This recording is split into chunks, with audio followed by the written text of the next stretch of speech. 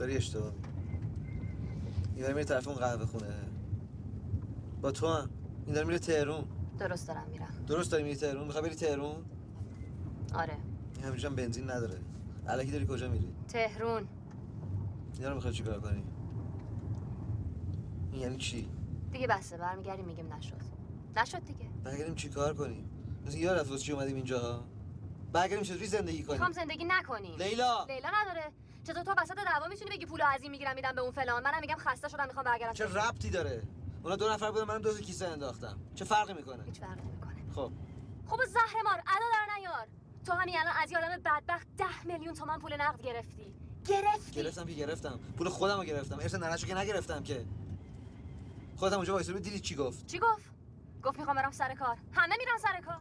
گفت میخوام برم سر کار. کاوه تو اومدی یه چیزی تحویل بدی بری، به تو مربوط نیست مردم چیکار میکنن. لیلا این مادرسک حالیش نبود، دلش میخواست اسیر بشه. حالیش شد. بزن کنار، واسط نداره. جواب منو بده. بزن کنار. نمیزنم کنار. بزن میذارم تو دهنت. نمیزنم. چی میخوای بخوری؟ خیلی ممنون، من همینجا پیاده میشم.